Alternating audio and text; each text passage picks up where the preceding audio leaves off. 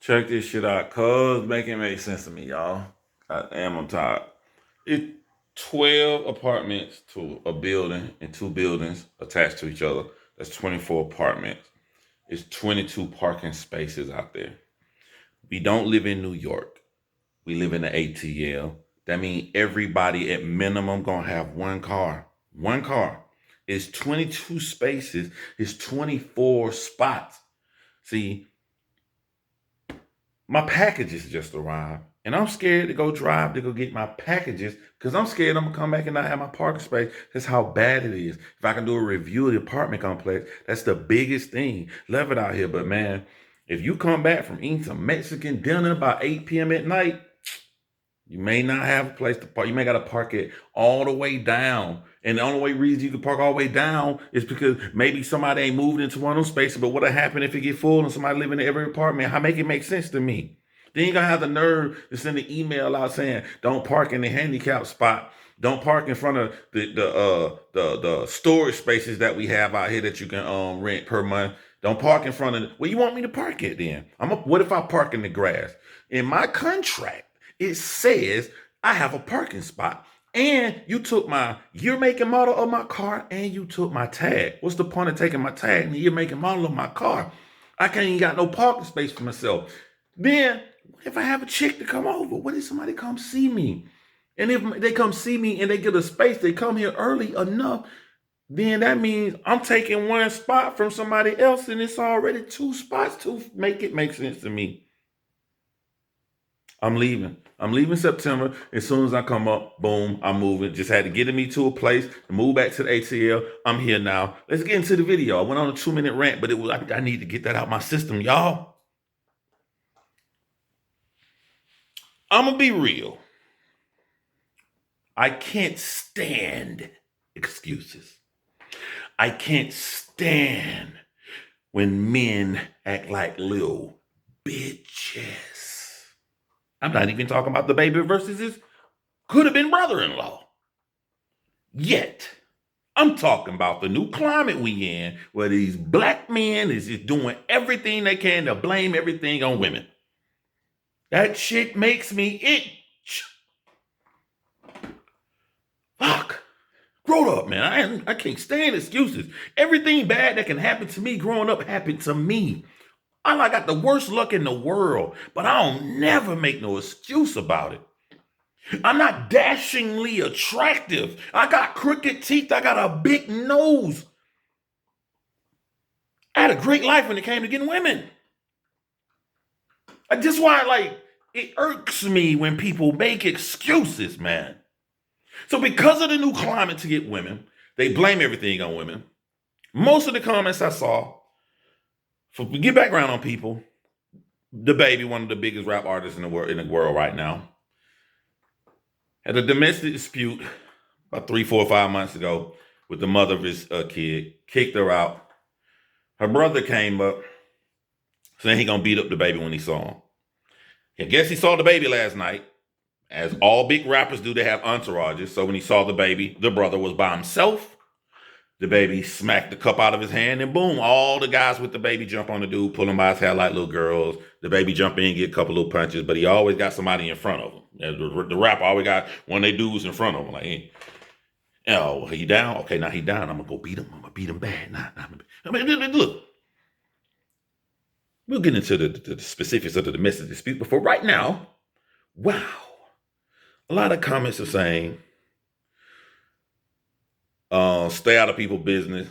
Women are 90% of what's wrong in the hood. Former boyfriend gets in a fight with the girl brother. Women are 90% responsible for it. And then I'm going to get backlash on this because it's a lot of dudes who make excuses. And I'm just not raised that way. How can you say 90% of what goes on in the hood are women's fault?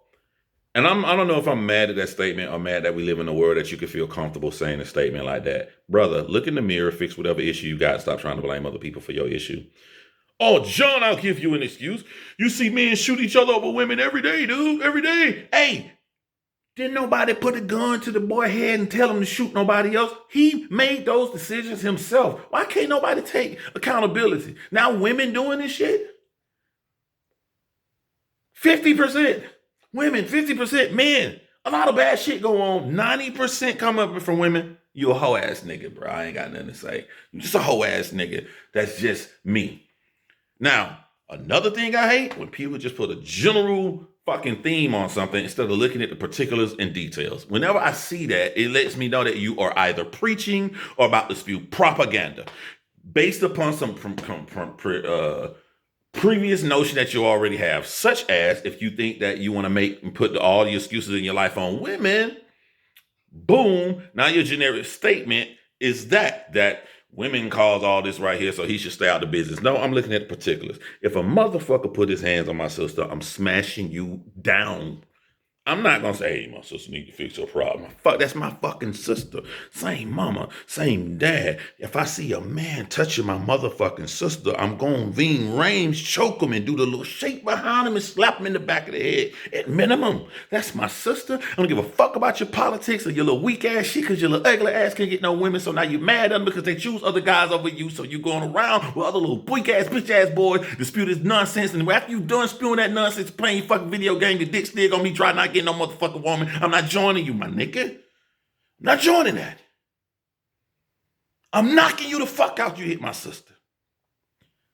One catch. You gotta hit her. Any baby daddy, my sister have a baby with somebody they arguing, they going through the same notion of stuff that couples go through. I'm minding my own business. My sister's a grown woman. Take care of yourself. I don't want my sister coming in trying to jump into my stuff. If I get into it with my girlfriend because they don't know the particular stuff, and we all know that we are some fucked up individual. When I say that we are some fucked up individual, that means that I'm going to go tell my sister, if I'm getting into it with my girlfriend, all the bad stuff my girlfriend do. And I'm just so perfect. Even though we know we ain't perfect, even though we know that we bring the same kind of shit to a relationship if you chose, right? An argument and getting into it may be a part of that at some point in your relationship. But you know you're going to make yourself look even better. So I'm handling it myself. My sister, I have nothing to do with her business. In particular, arguing, all that stuff. And what I saw from the DaBaby video, there seemed to be some kind of dispute, verbiage dispute. He called the police because he said, man, you know, y'all do black dudes. You know what I'm saying? This is my house. I paid for it. I need her to leave my house. If that would have been my sister, I wouldn't have fought. I would have not tried to fight DaBaby. I would not have liked him. Like, damn, you a bitch, bro. You know what I'm saying? Like, you a fucking millionaire, bro. You kicked my sister to the curb as she just had your baby. Like, you know, put her in a nice place. You know, I'd have had my own thoughts because everybody got their own thoughts. But I would not have jumped in there. I would not have done nothing on that particular situation. But you put your hand on my sister, fuck you and y'all little propaganda. I'm knocking you the fuck out, bro. Knocking you the fuck out. So in the video, DaBaby and them jumped on the dude, pull him by his hair, pull him down. It always, you know what I notice when people get jumped on and shit, like I mean, I grew up poor in the hood, around Crips, Bloods. I've seen everything, the worst stuff you can see, man. But my theory is, can't nobody hold me. If I want to get to you, you can't hold me. I don't care if you're Incredible Hulk. I'm gonna figure, if I want to get to you and a super 300-pound dude grab me, I'm gonna look at him and go, and when he see my mouth go, he gonna let me go. He don't want me to spit in his face when it ain't got nothing to do with him. You feel me? No one can stop you from getting to somebody. No one. I'm not talking about that the football shit when you trying to go around and they just stand. I'm talking about the rah! Like, put your hand on me, I'm gonna bite. They're gonna let you go. You can get to a person you want to get to them. So I just sit back and be watching videos like that. Like, he gotta go to him. They letting him up after they jump on the bowling alley. He got to get up off the ground. He got to go. So he walking over to him with his shirt off. And then what he thinking when he walking up to him is like, I got to go towards these guys, but they're walking away. But if they were to stop and turn around, they're just going to beat me up again. What can I do in this situation? I can't just stand here. You look like a punk. A lot of people seeing me get my shirt off, getting beat up, running around. I got to do something, but I don't know what to do. He should have went animal. Just dove in the air. At least bit DaBaby in the face. Just bite that whole chunk off right there. Just like a baby. Just bite. To give some for the tabloids and everything. Talk about tomorrow. Yeah, they jumped on him, but He bit the plug out that nigga. If you want to do something, you really gonna do it. A lot of times these people don't want to do something. And I think a lot of times it shows you how coward people are. If he wanted to do something, he really could have ran to when they let him up. Also, to the opposite side, these celebrities be talking all that shit in their songs, but they don't do nothing. They let, like, Russ brags that he did something to this other little funny dude. I forget the name, the little dude name in J. Cole Dream World stuff. Russ hit the dude. All the dude came and jumped and chased him, and Russ didn't run after him. He just stood back. But he get the brag. I walked up to him and smacked him. Of course you did. You got 1,000 niggas with you, Russ. Of course, DaBaby, you gonna swing at the dude for you got 1,000 dudes with you, man. But if you really about the life, and especially some person like this right here is you and the brother of it's your child's uncle.